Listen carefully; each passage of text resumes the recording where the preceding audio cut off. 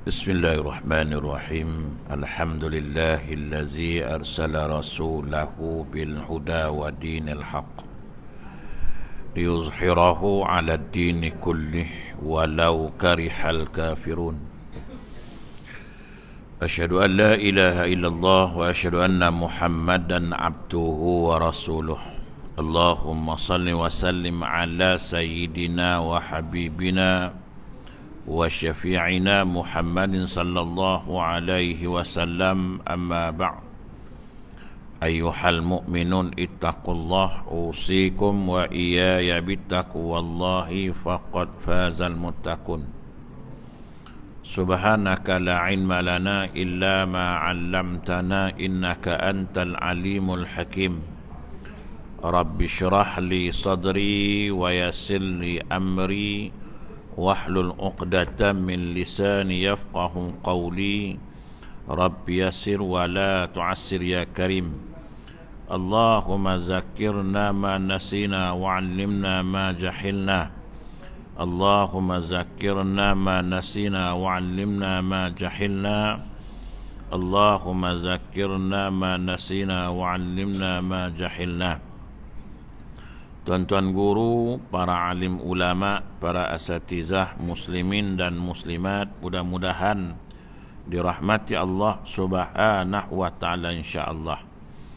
Pertamanya kita memanjatkan rasa syukur terhadap Allah Subhanahu wa taala kerana dengan limpah kurnia dan inayahnya kita masih lagi diberi kesempatan, masih lagi diberi peluang, kelapangan waktu, kesihatan yang baik, sehingga kita sama-sama dapat melaksanakan tuntutan-tuntutan Allah Subhanahu wa taala dan meninggalkan segala larangan-larangan Allah Subhanahu wa taala insya-Allah. InsyaAllah pagi ini sekali lagi kita sama-sama duduk berkongsi sedikit ilmu yang dianugerahkan, sedikit ilmu yang dipinjamkan oleh Allah Ta'ala kepada kita. Mudah-mudahan dengan perkongsian yang sedikit ini kita mendapat keredaan, kita mendapat keampunan, rahmah dan kasih sayang Allah Subhanahu wa Ta'ala insya-Allah. Allah Subhanahu wa taala berfirman, kullu nafsin za'iqatul maut. Tiap-tiap yang bernyawa, tiap-tiap yang bernafas akan merasai kematian. Nak tak nak kita akan lalui satu fasa, iaitu fasa kematian. Dan sebelum mati itu ada yang disebut dengan sakaratul maut. Ada yang disebut dengan nama nazak. Bagaimana kita menghadapi orang yang sedang sakarat, bagaimana keadaan, apa yang perlu kita buat ketika menghadapi orang yang nazak. Datang-datang tengok balik, tengok balik kan. Apa yang Nabi ajar pada kita supaya dapat meringankan orang yang sedang nazak ya? Kita nak tolong yang lain tak boleh, sebab orang yang nazak ni nak mati ni sengsara. Orang yang nak mati ni tuan-tuan berat kan? Nampak macam senang, tapi hakikatnya kematian satu perkara yang sangat berat.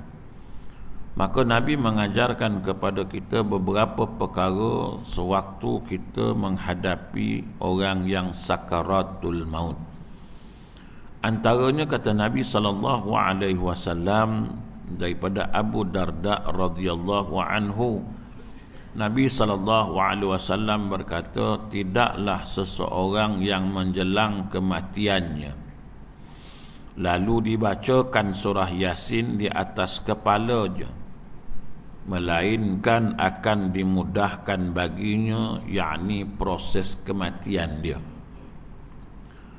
Nabi suruh kita datang tengok orang yang sedang nazak itu dengan cara membaca Yasin di atas kepalanya, duduk kat kepala ni kita bacakan Yasin. Kita ni tengok kadang-kadang orang baca Yasin lepas orang meninggal. Orang meninggal dia baca Yasin kan? Dah meninggal dah betul baca Yasin kan, duduk baca Yasin kan. Sedangkan Nabi suruh sewaktu bila nak baca Yasin ni, iaitu ketika dia tengah nazak. Nazak ni mana tuan-tuan? Sakarat ni kat mana? Bila nyawa telah sampai ke halqum.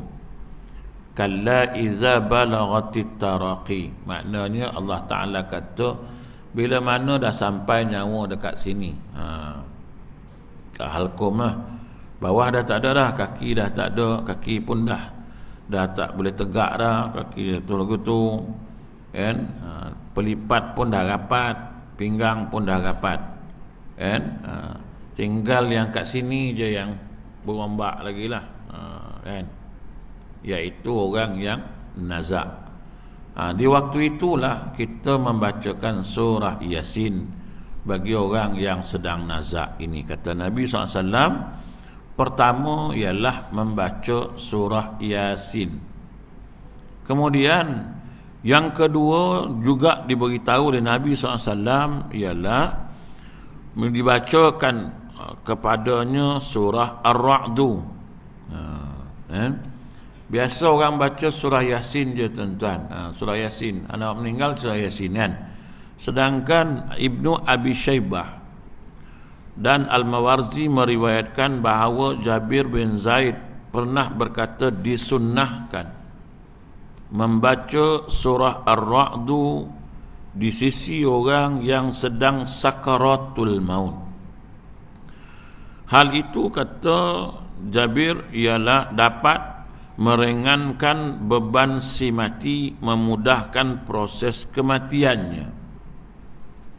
Jadi kalau kita tengok hadis-hadis ini membicarakan bila kita ziarah orang yang sedang nazak, orang yang nak meninggal, pertama baca surah Yasin, kedua membaca surah Ar-Ra'du, di mana di kepala orang yang dah nak mati ini. Bukannya kata ulama kata tidak perlu dibacakan surah Yasin setelah dia meninggal dunia. Maknanya kata Ibn Hibban, yang dimaksudkan dalam hadis tu ialah bila mana orang tu tengah sakaratul maut, kerana dah jadi mayat itu tidak perlu dibacakan surah Yasin lagi. Kita ni kadang lepas mati baru nak baca Yasin lah, ambil Yasin pakat duk baca lah kan. Patutnya kita baca sebelum. Satu. Yang kedua, kata ulama, setelah dia mati kita bersihkan mayat itu dulu kan, kita tukar pakaian dia. Ni kadang-kadang ahli waris telefon, Ustaz dah meninggal, Ustaz ayah saya, boleh tak tolong uruskan? Kita pun sampailah rumah dia kan, tengok baju pun dia tak gunting lagi, tak tanggal lagi, tak tukar lagi kan, semua tak buat lagi tuan-tuan. Kadang-kadang kita dipanggil ni tuan-tuan, kenapa tak uruskan ni? Oi, mana kita tahu Ustaz kan, mana kita orang tahu. Patutnya yang sibuk-sibuk baca Yasin ni buat apa? Bersihkanlah jenazah ni dulu, laplah jenazah ni, ambil tisu basah ke, takut najis yang keluar sewaktu dia meninggal. Nak meninggal ni kan menahan kesakitan sewaktu nak mati, kadang sampai keluar najis dan sebagainya tuan-tuan. Maka sepatutnya bila dah meninggal kita bersihkan jenazah ni, kita gunting pakaian dia, kita bersihkan dia, lap semuanya, kemudian kita sapukan minyak pada sendi-sendinya. Ini yang sepatutnya ahli waris buat lah. Tapi kalau ahli waris tak buat ni kan, sehingga kan mayat tu kadang-kadang susah nak dimandikan, susah nak dikapankan, tangannya keras dan sebagainya lah, susah nak buat. Sebab kita sebagai ahli waris tak tahu menghadapi orang yang mati, orang yang nak sakaratul maut kan? Sebab itu pertama-tama sekali kita dudukkan orang yang nak meninggal ni macam mana? Macam mana kita nak baringkan orang yang meninggal, nak meninggal ni, orang nazak ni? Maka ada dua perkara yang kita kena ingat. Biasanya orang akan baringkan jenazah ini kaki melunjuk ke arah kiblat, tak? Mana kiblat? Sini kiblat. Kaki mana? Kaki sini. Kepala sana. Arah macam itulah. Kalau dia bangun terus kan. Biasa macam itulah. Sedangkan ada lagi satu yang disuruh oleh ulama, ialah mengiringkan orang yang nazak. Maknanya yang rusuk belah kanan, kita ngiringkan dia arah ke kiblat. Kakinya lurus ke kiblat, kepala sana ataupun kepala sini. Yang penting rusuk kanan ni duduk di bawah. Kita ngiringkan dia. Tapi persoalannya ialah, bolehkah orang yang sedang nazak ini nak baring lagu tu? Ulama bahaskan ada dua cara lah. Biasa kita buat ialah kepala sana, kaki sini. Itu yang kita biasa buat. Setelah itu, setelah mati, setelah meninggal dunia, maka kita bersihkanlah jenazah ni dulu. Pertama-tama kita kena buat ialah bersihkan jenazah dulu sebelum kita dibacakan surah Yasin tu. Satu orang yang datang tanya dulu nak baca Yasin, jenazah dah bersih belum? Ni duduk-duduk ambil surah Yasin. Kan? Yasin wal Quranil Hakim. Jenazahnya dalam keadaan kotor. Jenazahnya masih belum dibersihkan. Jenazahnya masih dalam keadaan ada najisnya. Itu pun seronoklah baca Yasin kan. Sedangkan kata ulama, menurut Ibn Hibban, orang yang dah jadi mayat tidak perlu dibacakan surah Yasin lagi. Ini menurut kitab Jalaluddin As-Sayuti dalam kitabnya Ziarah Alam Kubur. Imam Jalaluddin As-Sayuti kata dalam kitabnya Ziarah ke Alam Barzah ini, dia kata menurut pendapat Ibn Hibban, tidak perlu lagi dibacakan surah Yasin setelah dia menjadi mayat. Maknanya dah matilah, tak perlu baca. Habis buat apa Ustaz? Tengoklah. Dah, bersihkan dia dulu. Setelah dibersihkan jenazah, maka kita ikatlah. Tutup. Kadang-kadang orang meninggal ni terbuka kan. Ini ikat kepala ni lah. Bila dah ikat kepala, tutup lubang hidung dia semua-semualah. Takut timbul fitnah. Dah disapukan minyak pada sendi-sendi dia, bagi lembut jenazah ni. Kemudian kita qiyamkan dia. Kemudian kita tutup lubang-lubang yang ada, lubang hidung dia, telinga dia, sebab takut menimbulkan fitnah. Katalah kita dah ikat, lubang hidung tak tutup, lubang telinga tak tutup, tiba-tiba adalah semut ke apa ke masuklah lubang hidung ni, masuklah lubang telinga. Saat lagi waktu kita nak angkat, nak mandi, semut ni keluarlah apa keluar, dia akan menjadi fitnah. Dia kata hidung pun dah ada semut tu. Lain macam jenazah ni, awal-awal lagi dah ditunjuk kat Tuhan. Tunjuk tang mana semut baru masuk, tadi kita tak tutup lubang hidung tu. Kita kena tutup lubang hidung tu dengan kapas supaya tidak menimbulkan fitnah. Setelah ditutup, diikat semua-semua ni, kemudian sendinya telah dirapatkan, ikatlah betisnya dan sebagainya sebelum dimandikan. Ini tuan-tuan, kadang-kadang orang tak faham dalam masalah jenazah ini menghadapi orang yang baru meninggal ni tuan-tuan. Saya kadang-kadang pergi waktu nak, bila dipanggil, Ustaz boleh tak uruskan jenazah ni? Saya kata dah urus dah siap tukar pakai ke, dah gunting ke baju kan? Sampai-sampai belum lagi, tapi orang sibuk dah baca Yasin. Saya duduk tengok baca Yasin. Saya tanya, dah bersih jenazah ke? Tak tahulah. Dia kata, kami baca Yasin je kan? Sebab itu Nabi mengajarkan kepada kita. Kemudian setelah siap semua-semua ini, kemudian diajarkanlah, dibacakanlah doa, ya Allah ampunilah si fulan, anak-anak si fulan ni, tenangkanlah pembaringannya, luaskanlah kuburnya ni, kita doakan dia lah. Ini yang disuruh Nabi SAW. Setelah dibacakan Yasin semua-semua, di samping itu ahli waris menitiskan air di bibir orang yang nazak. Bukan pakai macam tuang itu tak. Bukan pakai sudu, tetapi pakai kain perca. Kain ni tuan lipat, ada ujung dia tu, kita celup air, kita titiskan di bibir dia. Sikit basahkan dia. Sebab orang yang nak meninggal ni, kata Nabi SAW, sangat-sangat dahaga. Andai katakan lautan itu diberikan minum pun dia tak rasa puas. Maka kita sentiasa menitiskan air kat bibir dia sewaktu dia nak meninggal. Dan yang seterusnya, kata ulama, hendaklah ditalqinkan dia. Apa dia talqin? Mengajarkan kalimah syahadah la ilaha illallah. Talqinnya ada dua orang Melayu ni. Satu yang disebut talqin ni sebenarnya ialah mengajar dua kalimah syahadah. Tapi talqin orang Melayu tu yang kat kubur tu. Wahai si Fulan bin si Fulan, sesungguhnya kamu telah dikembalikan kepada Allah. Kamu telah meninggalkan segala kenikmatan dunia buat selama-lamanya. Maka tinggallah kamu di sini buat selama-lamanya.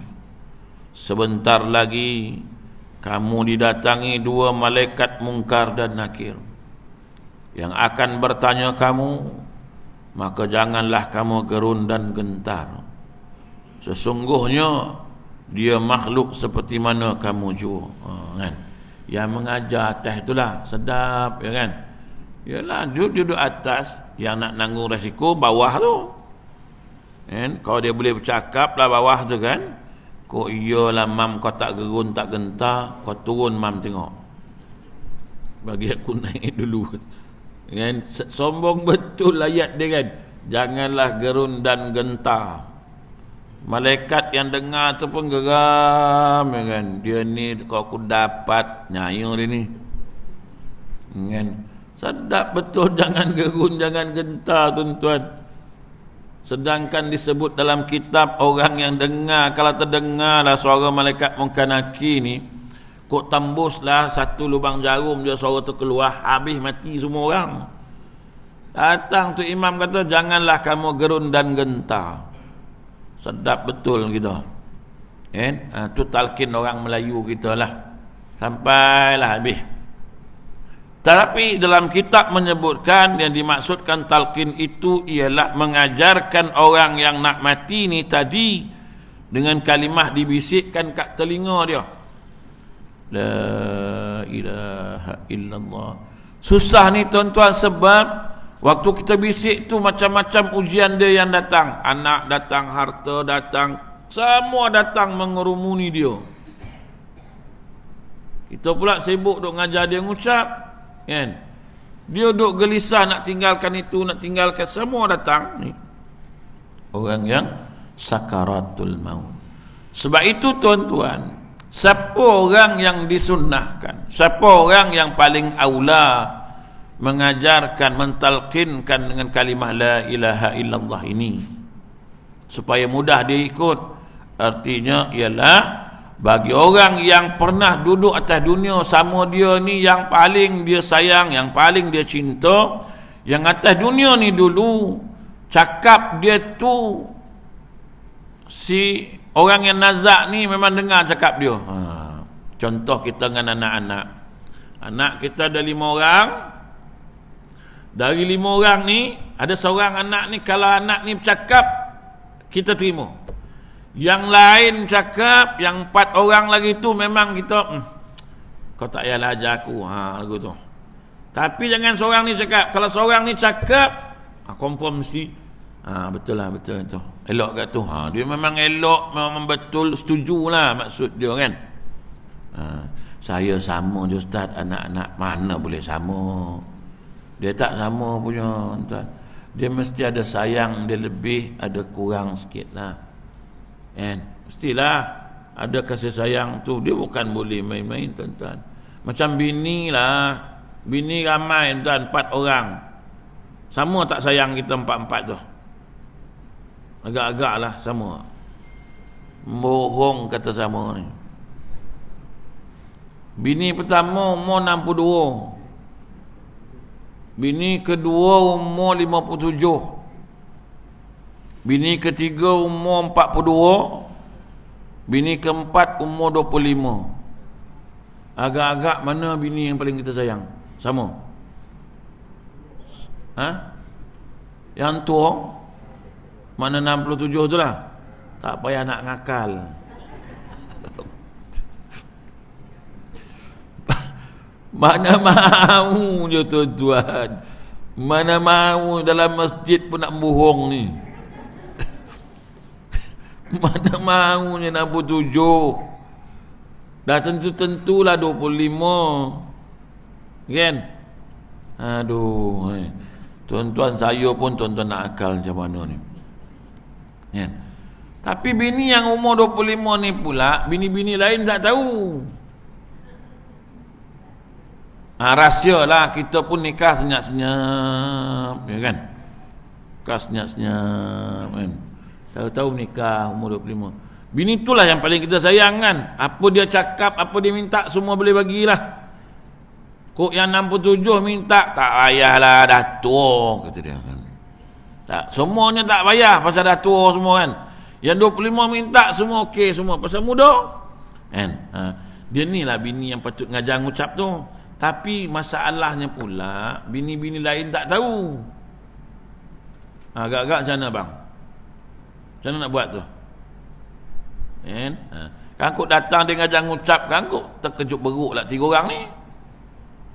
Kan? Disangka 3 rupa 4. Jadi orang yang paling dia sayang duduk atas bumi ni, waktu dengan dia dulu, kalau anak ni kalau bercakap, anak ni mesti dia dengar cakap. Semoga kan anak-anak ni kalau apa-apa nak cakap dengan ayah, mesyuarat, kau lah cakap. Ya apalah akulah. Kau lah, ayah dengar cakap engkau. Kita orang ni payah, dia tak nak dengar. Kalau kau cakap, dia mesti dengar. Maknanya anak ni lah yang disuruh mentalkinkan bapak tu. Dia dengar suara anak ni, dia setuju, ngikut, dia boleh ngikut. Kalau anak yang paling dia menyampah, kita suruh, kan? Dia dengar suara anak ataupun dia angin, itu suruh dia mengucap, tobat lahum, takkan tak ikutnya. Jadi suruhlah yang paling dia sayang, yang mentalkinkan ini, dengan membisikkan ke telinga dia ni kalimah la ilaha illallah, sampailah dia dapat mengucapkan kalimah tu, tuan-tuan. Setelah dia dapat mengucap, kata ulama, maka naklah dibiarkan dia, jangan dikacau dia lagi, biar dia kembali dengan tenang. Man qala la ilaha illallah akhirul kalam dakhalal jannah. Biarkan dia pergi dengan tenang, jangan diganggu lagi lah. Setelah selesai semua, dah betul-betul meninggal, kan, kita uruskanlah dia, tuan-tuan. Kita bersihkanlah dia, tuan-tuan. Justru itu jenazah ini, tuan-tuan, kadang-kadang bila kita tak buat macam tu, kita biarkan saja. Kadang-kadang mayat tu jadi keraslah, mayat itu. Sebenarnya bukan masalah yang lain, tapi masalah kita tak faham nak menguruskannya. Kita tak faham nak buat macam mana jenazah ni, tuan-tuan. Kadang matanya celik. Orang kata mati mata celik ni pasal apa, tak tahulah. Dia kata tak sampai hajat, saya tak tahulah, kan. Dia kata pasal apa celik mata dia, kan. Dia mati-mati mata celik terbuka, kan. Pasal apa terbuka? Kita pemula BCN, dia ada benda nak tak dapat, apa dia, semalam dia nak makan buah temikai, tak sempat beli, dia meninggal dia. Pasal tu celik mata dia, tak ada kena-mengena langsung. Tak ada pasal kempunan, tak ada, mana ada. Tuan-tuan, roh ni keluar, kita boleh tengok. Roh kita keluar ni kita boleh tengok, tuan-tuan. Sebab roh kita ni ada 2 benda yang nyambut dia. Satu, malaikat rahmat. satu malaikat azab. Bila dia keluar, ruh yang baik ni akan disambut oleh malaikat rahmat. Dia tengok, senyum, dia tengok kan. Yang menyambut ni, Allah, wanginya apa semua kan. Sampailah dia tarik, tutup, senyum dia. Tu. Ni yang terbuka mata, terbeliak mata ni, tengok-tengok yang keluar, yang nyambut tu malaikat azab. Terkejut, tak sempat nak katup, habis. Maka tu sebab dibacakan bismillah wa ala millati rasulillah, tutup mata dia. Jangan letak duit shilling. Kan? Letak duit shilling pula kat situ pasal dia apa? Kan? Tutup mata dia, usap mata dia, bagi terkatup balik. Tapi kalau orang Cina kan, orang Cina kadang bila dia mati, tuan-tuan kan, dia pakai gam 3 second tu. Tuan-tuan, macam dia nak katup mata kan, apa dia buat? Dia ambil gam yang 3 second tu lah, cair tu kan, yang 3 second, pap, dia titik, pap, lekat. Tu dia titik sini, pap, lekat. Dia pakai jenis tu. Dia pakai jenis tu. Sebab saya yang tahu ni pasal saya tengok tuan kan, masa ngurus jenazah tu, saya kata terbuka mata Cina ni. Tu dia yang nak make up kan dia tu. Apa dia buatnya? Dia ambilnya gam 3 second tu, titiknya tak lekat. Senang betul kau lekatkan mata kau ni kan. Dia pakai gam tuan, dia pakai gam 3 second lah. Jadi kita ni tuan-tuan, bila dah meninggal, kadang ada mata yang terbuka dan sebagainya lah kan, macam-macam lah tengok orang meninggal ni. Maka kita katupkanlah muka dia, kita uruskanlah dia tuan-tuan. Sebab itu orang yang meninggal ni jangan dibiarkan begitu saja tuan-tuan. Setelah ditutup selesai semua, barulah disahkan kematian dia, semua-semua dah dapat surat, barulah kita uruskan dia tuan-tuan. Barulah kita nak mandikan dia dan sebagainya. Cuma mandi jenazah ni tuan-tuan, tuan-tuan pun boleh mandikan, tak ada masalah pun. Tuan-tuan pada ilmu, mandikan orang mati, belum pernah orang mati komplain, belum. Tuan-tuan mandilah kan macam mana pun, dia takkan komplain air sejuk sangat ke, kuat sangat, tak ada. Cuma kenapa tak boleh mandikan? Kursus selalu tahulah kenapa tak boleh. Pasal jenazah ni tuan-tuan, dia ada 3 benda penting. 1, ilmu. 2, keyakinan. 2 ni ada, tak mungkin tuan-tuan boleh mandi jenazah, melainkan dia ada keberanian.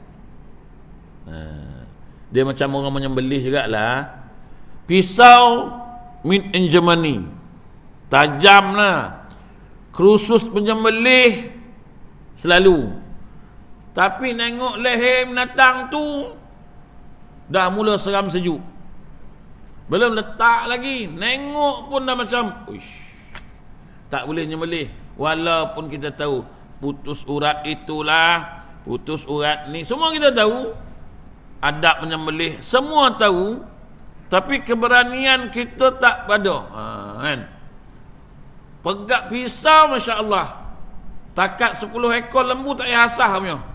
Tapi main dengan perasaan takut, tak boleh buat. Tuan-tuan ni semua boleh mandi jenazah, tapi kerana takut, akhirnya tak boleh mandikan. Tu je cerita dia, pasal takut.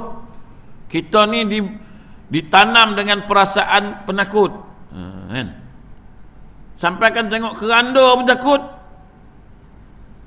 Kalau kan, malam tadi orang gunakan keranda ni pasal hantar jenazah, malah nak taruh belakang, letak kat depan dah, betul-betul kat pintu tu letakkan keranda kan. Kita sampai pukul 5 pagi, tengok ada keranda, macam mau terkejut beruk kan, silap-silap mau duduk dalam kereta tu, tak turun-turun, padahal keranda ya kan, ada apa pun, perasaan takut tu ada.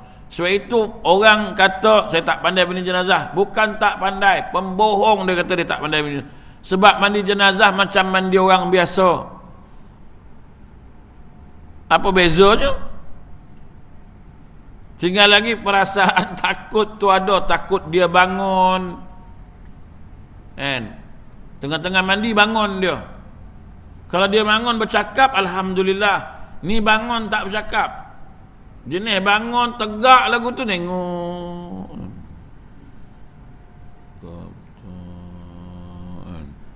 Pusing tengok.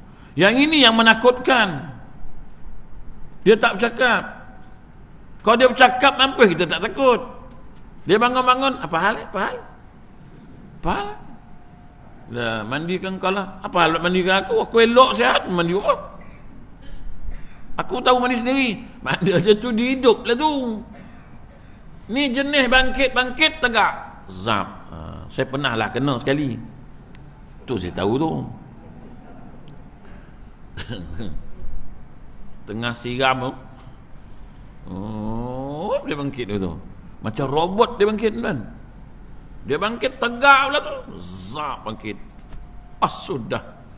Bangkit pula kawan ni kan. Dia bangkit tu mata macam ni kan. Sudah. Sampai terbayang-bayang balik rumah. Kan, benda tu kan. Tengok. Dah meloncat dah semua dah ni. Kita kena tunjuklah berani sikit pasal ustaz. Dalam hati aku pun takut. Ini kan kalau kau tak tolong aku meloncat juga ni kan.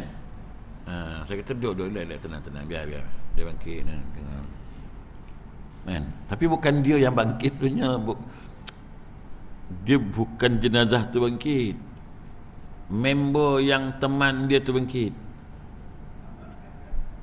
Yang nompang kat dia tu. Jadi saya pun okeylah. Panggil anak dia, panggil Waris. Sekejap. Waris pun terkejut. Hidup balik Ustaz? Dia bukan hidup saya. Dia bukan hidup. Dia kalau hidup, dia mesti bercakap. Ni dia tak cakap, tadi tengok kan. Pandang kita yang duduk depan ni, aku cakap, bangkit pula kau. And baca ayat pun tak mau turun. Baca ayat macam-macam pun pegang tak mau turun tuan. Dia tegak ke tu. Aku cakap dia ni lain macam ni. Tanyalah anak, ada tak arwah ni pesan apa-apa kalau dia meninggal buat apa? Dia kata tak ada pula ustaz. Tak ada Adakah dia bagi tahu apa-apa sebelum meninggal kena buat apa? Tak ada. Tanya bini dia. Dia tanya mak kamu, ada tak arwah ni pesan apa-apa kalau dia meninggal kena buat sesuatu? Lama. Dia tegak lama tu. Saya pun tengok kan. Nak buat apa? Nak mandi tak boleh. Nak turunkan tak boleh. Semua tak boleh. Tengoklah. Dia tengok kita tengok dia. Tengok. Asal ada ni kan. Dah lama-lama tu barulah bini dia datang. Ustaz, dia kata baru-baru ni arwah pernah cakap. Apa dia cakap? Dia kata kalau dia nak meninggal nanti, ambil ada keris dekat kepala katil dia tu, kat dinding tu, tolong cabutkan, cacak kat bumi. Orang tu dulu kan menuntut ilmu lain macam. Ada syarat, pantang larang dia semua ada. Dia saya kata, ada keris tu tak? Ada kat bilik tu. Pergi cabut. Nak cabutkan keris tu pun takut juga kan. Dia kata ustaz cabutlah. Lah cabut je lah. Dia kata ustaz lah cabutkan. Kan? Habis siapa nak tunggu ni? Ustaz pergilah cabut. Saya pun tengoklah. So kat katil tu, keris tu cucuk lagu tu. So keris dulu kan. Saya pun buka lah keris tu, ambil. Dia kata cacakkan kat bumi, tanam kat bumi, sampailah dia dikebumikan. Jangan cabut-cabut. Dah lepas tanam semua baru cabut. Ilmu. So itu tuan-tuan kalau belajar ilmu apa-apa pun, kalau ada pantang larang, tuan-tuan ingat, sebelum mati beritahu bini dulu, beritahu anak-anak dulu supaya senang. Gila cacakkan kat bumi. Ambil pergi luar tu cacak. Cacak tu tumbang terus. Sap dia turun. Dia tumbang lah.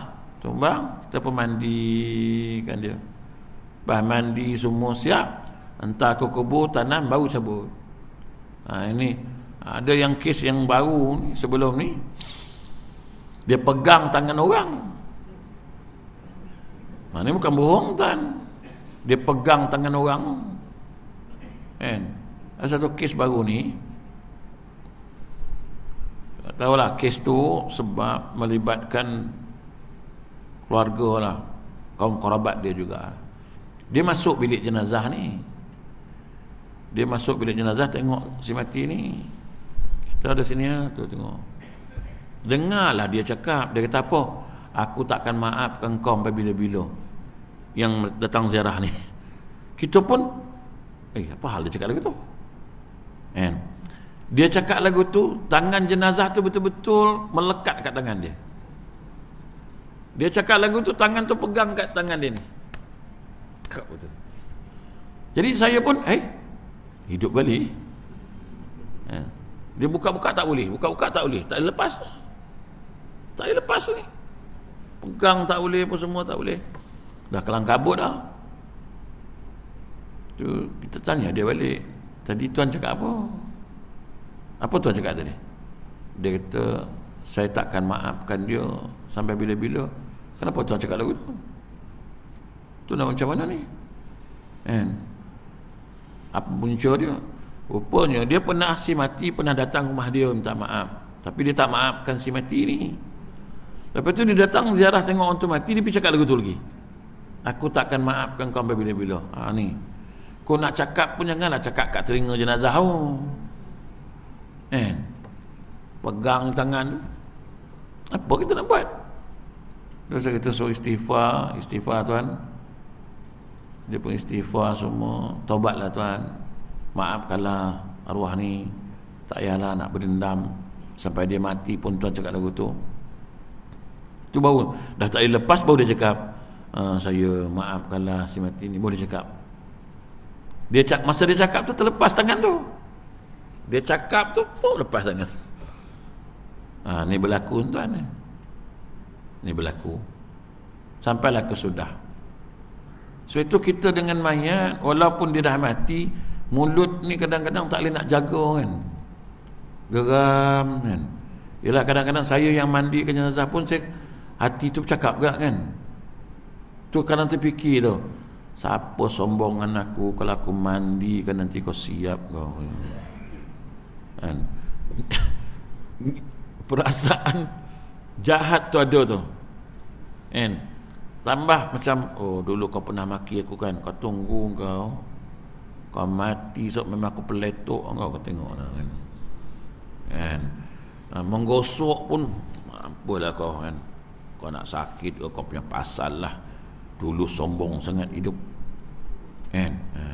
Kadang ada perasaan tu kan, ada perasaan tu tuan-tuan. Jadi saya tengok ada beberapa perkara lah berlaku sewaktu nguruskan orang mati ni kan. Saya tu mulut kena jaga, semua kena jaga tuan-tuan. Jadi kalau kita tengok orang ngurus jenazah ni tuan-tuan kan, pertama sekali mulut bila tengok jenazah tolong tutup lah. Apapun pada jenazah ni kena tutup tuan-tuan. Kadang tengok kaki, tengok badan melecet dah lama kan. Kadang tengok dia kena kesan, kena belah apa semua ni, Allahu Akbar kan. Kadang tengok ada tattoo kan. Tengah-tengah mandi tattoo pula ada. Macam-macam lah. Mulut nak bercakap kan. Ini macam something betul, tengok kan. Ada tattoo ni. Ini mesti ganahnya ni. Kan? Dia nak bercakap je tuan-tuan. Jadi tuan-tuan, orang mati ni saya tengok banyak terjadi. Kadang-kadang kita tak faham macam mana kita nak urus. Satu. Yang keduanya kerana kita takut pada si mati ni. Padahal dia dah mati pun, tak ada apa pun. Kita ni tengok keranda pun takut, tengok kubur pun takut. Padahal dah kena ke bumi pun takut juga lagi Ni kita lah. Pasal tu Nabi SAW kata, uruskan orang mati ni ada beberapa doa yang diajar Nabi SAW. Kita tengok orang mati pun ada cara, ada adab dia tuan-tuan. Kita selalu tengok orang meninggal buka kepala dulu kan, muka kan. Jarang orang raba kaki jenazah dulu. Dia sampai-sampai raba kaki jenazah dulu kan. Jarang ni. Dia sampai-sampai duduk kat kepala. Lepas tu apa dia buatnya? Dia bukanya kepala muka kawan tu. Ni yang tak ada adab ni. Tak betul cara dia. Sebab takut nanti kita yang terkejut, bukan orang lain. Sebab jenazah ni kadang-kadang kalau kita tengok silat-silat bulan kita terkejut. Terutama jenazah-jenazah yang teruk lah tuan-tuan. Macam kami ngurus jenazah yang berprofil tinggi. Orang duk ingat berprofil tinggi ni VIP lah. Bukan. Jenazah berprofil tinggi ni ialah jenazah yang teruk tuan. Diberikan amanah kepada kita orang ni untuk buat. Jenazah yang setahun tak berurus, waris tak tuntut, yang sebulan, yang mata dah tak ada. Yang jenis-jenis tu tuan, yang dah pegang-pegang luruh daging. Kadang tak rupa daging kalau tuan-tuan tengok gambar-gambar, tapi saya tak boleh tunjuk lah kat tuan-tuan. Nak tengok pun takut tuan. Dah tak rupa orang. Dah tak rupa orang tuan-tuan, jenazah tu. Kadang-kadang jenazah tu macam-macam pelik lah tuan-tuan tengok. Yalah, dah 5-6 bulan. Jenis jenazah yang mati kat rumah dah 5 hari. Tapi itulah kan, jenazah ni tuan-tuan, jenis-jenis tu memang susah lah. Yang baru ada satu jenazah, kita uruskan jenazah tu tak boleh dikapankan mengikut kapan kita tu. Maksud dia apa? Tak boleh lurus. Jenazah tu jadi macam ni, duduk dia melengkung. Susah ni tuan-tuan ni. Kapan dia kena ikut jasad dia? Kapan? Jenazah tu macam ni duduk dia melengkung lah. Dia kena kapan aku tu, ikut badan. Lepas tu nak kuburkan dia pun lagi susah tuan. Kan boleh masuk lahat macam tu. Kita selalu orang surau masjid adab jenazah yang senang lah. Jenazah yang normal. Ni jenazah yang pelik-pelik ni. Melengkung lah dia. Yang baru ni kita tak boleh nak lekatkan tangan dia macam ni. Dan macam robot tuan-tuan macam ni. Duduk dia. Mana kita baring tangan dia tegak ke tu. Jadi tuan-tuan, sebab itu bila menguruskan jenazah, bila kita tengok ada jenazah ni pertama sekali bila dia meninggal, kata ulama, kena sendi-sendi dia ni cepat-cepat kita sapukan minyak. Sebab kadang-kadang dia cepat mengeras benda tu. Macam beku lah, macam frozen dia, tak boleh silap, bila patah terus. Kita baru menghadapi jenazah-jenazah yang pelik-pelik ni sekarang ni. Kalau jenazah terbakar dan sebagainya, ni semua jenazah yang pegang, orang kata macam kutip daging lah. Ni kutip. Baru nak siram air, jatuh, tinggal tulang. Baru kita nak siram kepala, luruh kepala, rambut pula, habis. Jadi tuan-tuan, sebab itu kita kena belajar betul-betul, mengaji betul-betul dalam menguruskan jenazah. Banyak perkara yang saya tengok pengurusan jenazah banyak hari ni yang tak kena lah.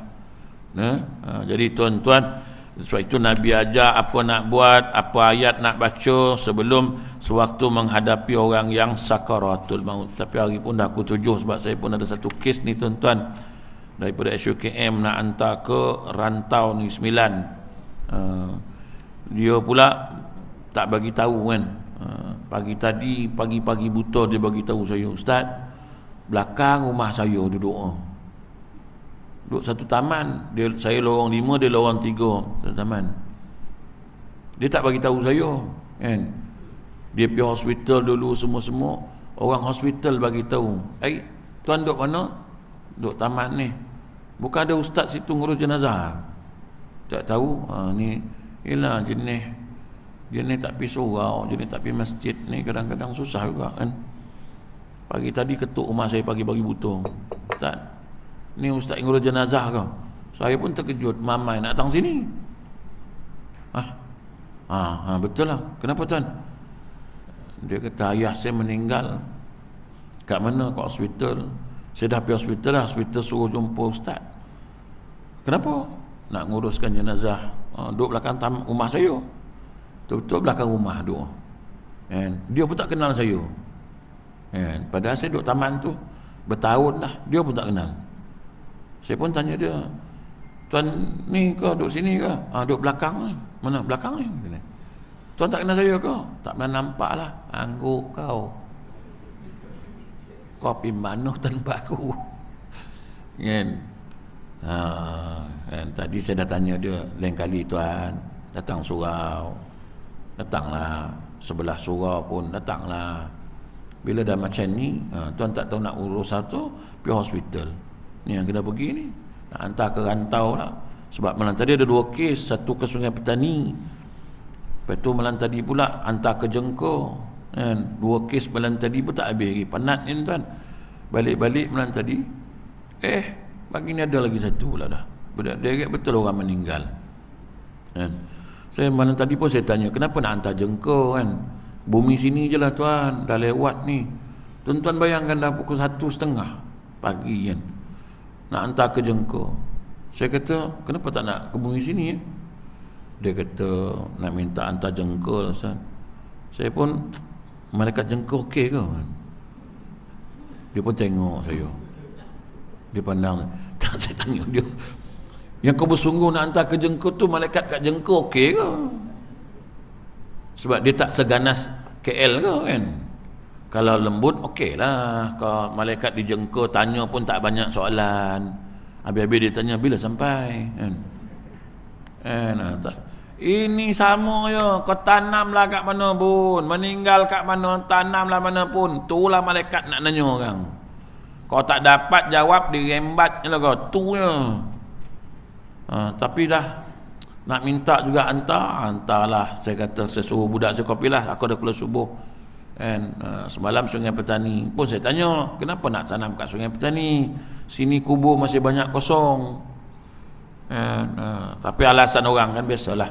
Dia kata senang, ahli waris nak datang tengok. Tak ada mananya. Hidup ni pun tak pernah datang. Kita hidup ni tengah hidup ni kan, berapa ramai kaum kerabat kita datang tengok kita, anak-anak buah kita berapa ramai. Ni time hidup ni, time hidup. Saya kadang-kadang keliru tau. Time hidup pun tak pernah ziarah, tak kala dah mati nak pergi ziarah. Entah. Tu saya tanya, ni si mati ni waktu hidup berapa ramai anak buah datang tengok? Tak ada. Dah ke bumi kat kubur pun datang tengok. Setiap minggu ngigau lah, mimpi. Hidup ni pun tak pernah telefon kan. Ramai anak buah kan, berapa kali telefon pak saudara, buat video call dengan pak saudara berapa kali. Pak Ngah apa khabar? Pak Ngah sihat? Lama tak jumpa Pak Ngah. Ada anak buah ramai dan tengok, tambah dah mati. Mimpi mengigau. Tak ada mananya. Tanam je lah kat sini. Kalau kau berasa ingat kat aku, kau hadiahlah Fatihah kat aku. Kalau kau berasa ingat kat aku, kau doakanlah aku. Dah, itu je lah. Kau tak ziarah pun tak apalah. Sibuk nak suruh ziarah. Kadang saya suka kan, bila saya ngurus jenazah, kalang kabut. Ustaz, sekarang jangan tutup muka dulu Ustaz. Kenapa? Kami nak cium dulu. Tanya, dulu waktu dia hidup cium nak?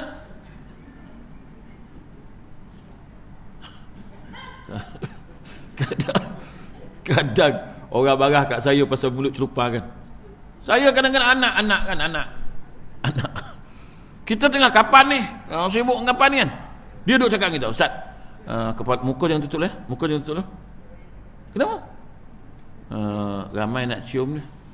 Siapa? Anak-anak buah. Saya tanya anak buah dia, hidup lu pernah cium tak dia? Hidup tak pernah lah Ustaz. Habis tu kenapa sekarang sibuk nak cium? Apa yang dirasanya sekarang ni? Dulu waktu hidup, kau cium bapak kau, adalah bapak tu rasa sikit kasih sayang anak tu. Ni dah mati, apa yang dirasanya? Marah orang kat aku kan. Saya tanya kat luar, Ustaz mana tu? Ustaz yang kata, apa punya ustaz lah, orang nak cium pun tak bagi. Bukan aku tak bagi, kau melambatkan aku. Patut aku dah tutup, kau sibuk nak cium. Lepas tu pesan dia tu, yang cium jangan kena air mata ya, jangan kena air mata. Aku yang ada kat situ geram aku tu. Lepas tu aku tanya dia, pasal apa tak boleh kena air mata? Betul, dia orang tak bagi kena. Pasal apa? Dia terpedih si mayat tu. Angguk kau belajar apa tu? Tak boleh kena air mata lah, apalah. Kau pandai-pandai je kau. So itu bila saya nguruskan jenazah, mesti ahli waris geram tengok saya tu. Sebab saya suka tanya kan, kau sibuk nak cium, dulu hidup cium? Tak pernah. Patut hidup dulu kau cium bapak kau ni. Hidup dulu cium bapak saudara kau ni. Waktu hidup dulu, bukan sekarang. Sekarang aku nak kapankan dia, nak hantar ke kubur. Kadang-kadang orang marah kat saya pasal tu lah. Sebab ustaz ni semua tak kena.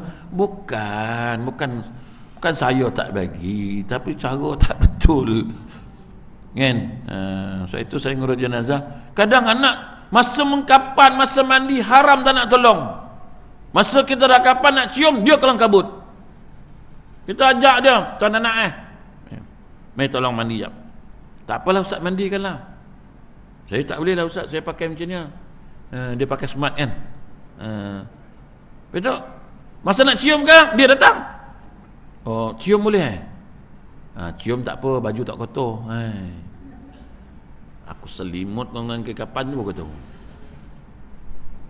Ini banyak ragam. Satulah ini. Kan? Tapi itu sebab kalau saya ada, dia orang mesti tengok, mesti perhati. Ni orang tua ni, kalau dia sekarang mampus kita ni, memang kena bahasa ni kan. Saya memang tuan, saya geram. Kadang nak naik van pun takut. Macam mana?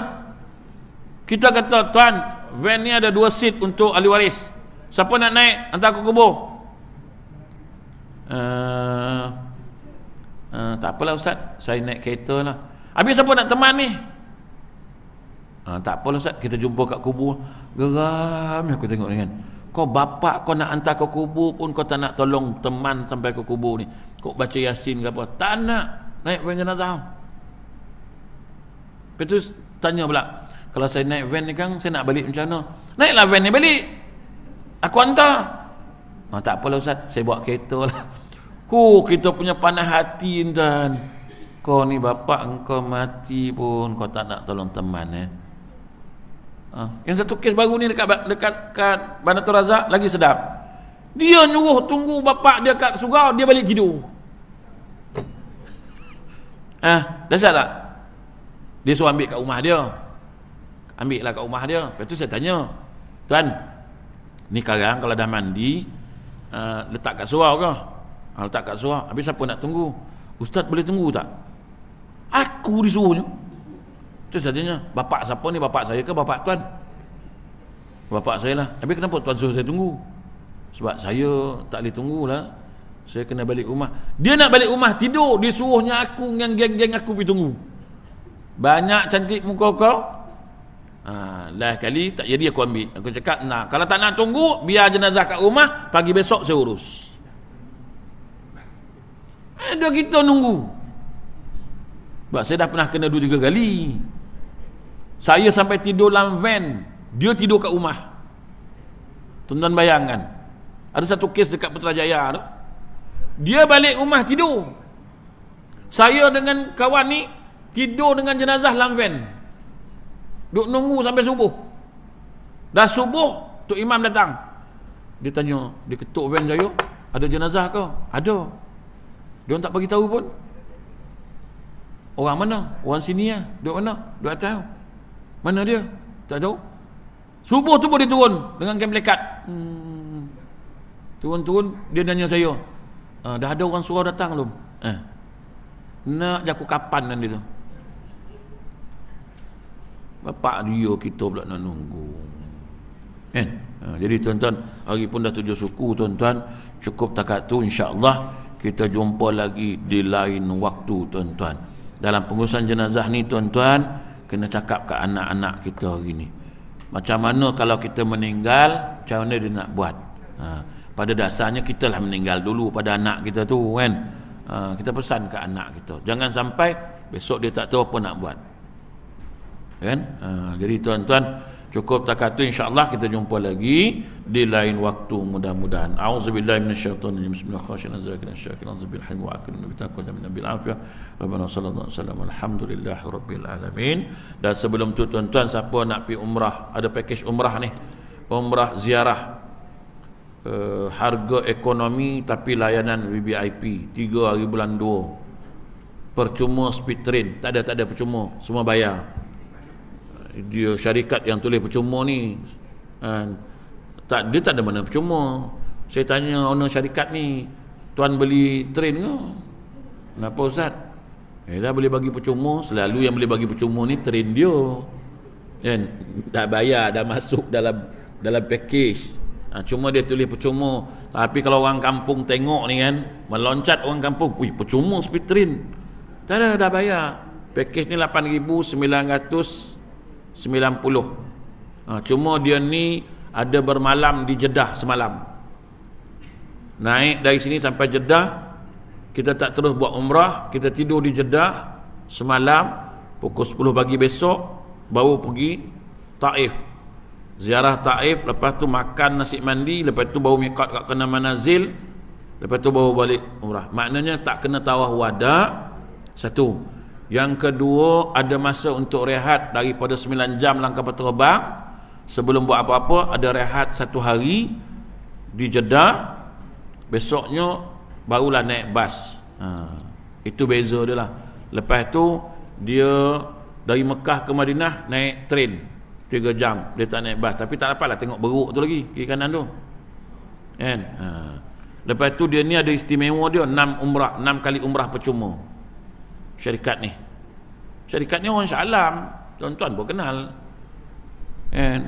Kalau tuan-tuan biasa makan dekat restoran Taqwa ke tu, dekat Salam tu kan, 19 tu lah Haji Ismail tu.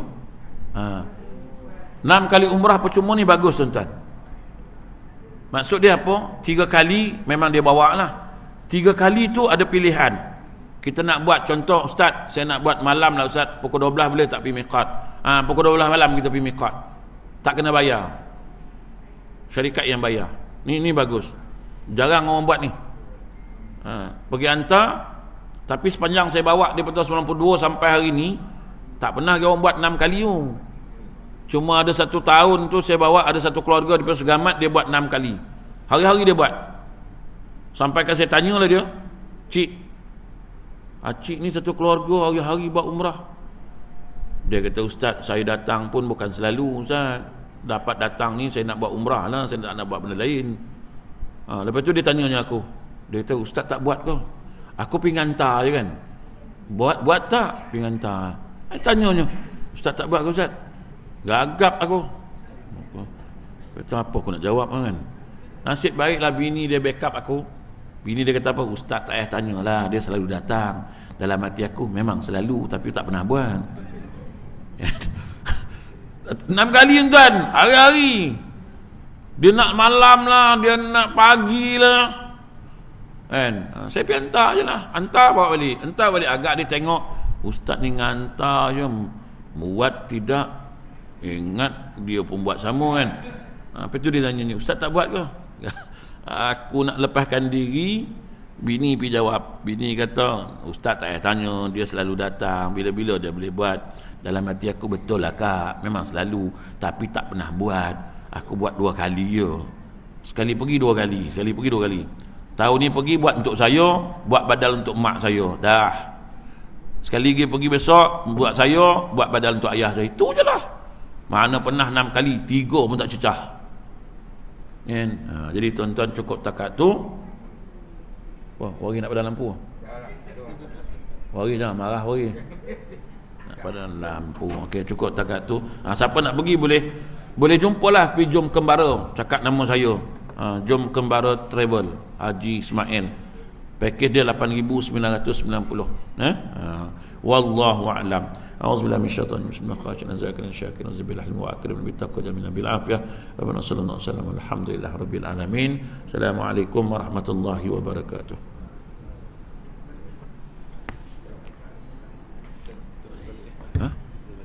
Lah boleh. Acu nak pergi mana?